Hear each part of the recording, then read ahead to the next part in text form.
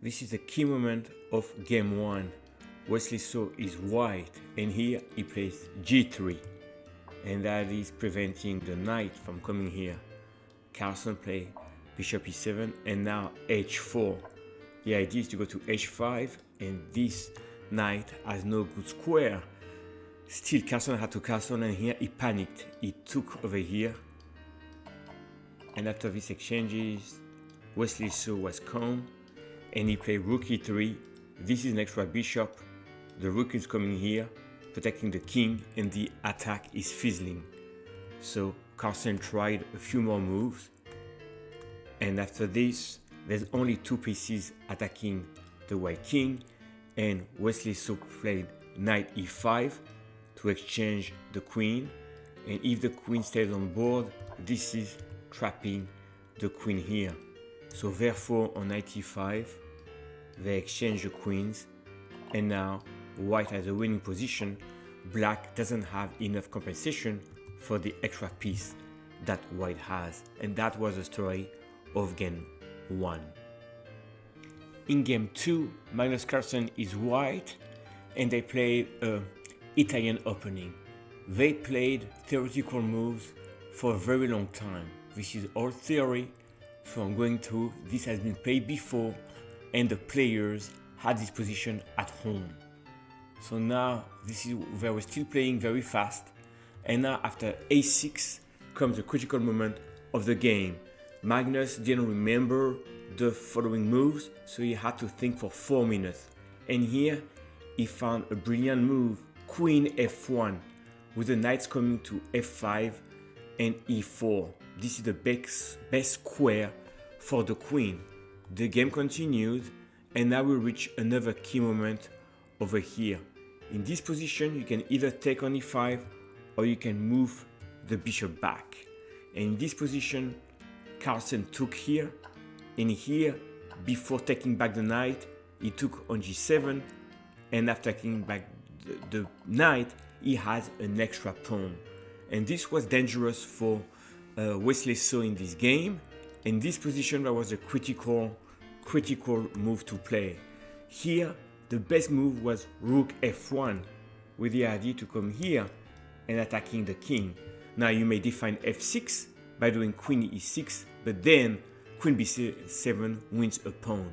So in this position, the critical move was rook f1, and the king is exposed and weak.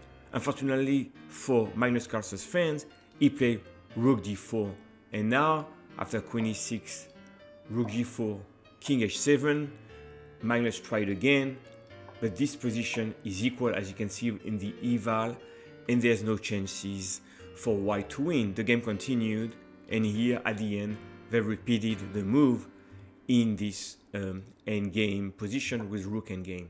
So clearly Magnus had the chance but missed in game 2. In game 3, Magnus is black, and it has a great chance that he missed over here. Back to play, and Magnus took on b3, exchanging the bishops. However, the bishop is needed to work out against this pawn, and he had a variation to win pretty quickly. Knight takes g2, destroying the defense of the king. The first move you have to consider is king takes. Now you take over here, the king has to go here. Why is that? If you move the king here, queen g4 and queen f3, checkmate on g2. So after king h2 only move, knight h4 was the move Magnus missed. Now you coming here, attacking here, attacking here. This is a deadly threat. So let's look.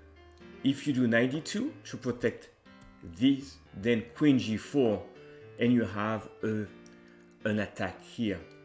If you try to defend here, you do this, and queen h3 is coming. So that's not good. If you try bishop d1 here to cover here and to cover this move, then you have another idea. Bishop g2 and queen h3 is checkmate over here, and that's it, nothing else. So in this position, white could try queen d6, but now You go check, the king come here, and you checkmate here. Only difference is that, and checkmate. So to sum up, if white takes the knight here, white is lost. You have one more try for white to take here.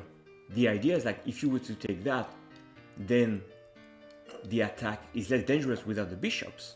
You move here and you have no more chances for black. So this was an interesting attempt. However, the brilliant move for black was knight e1. The point of that move, if you take here, check with the fork.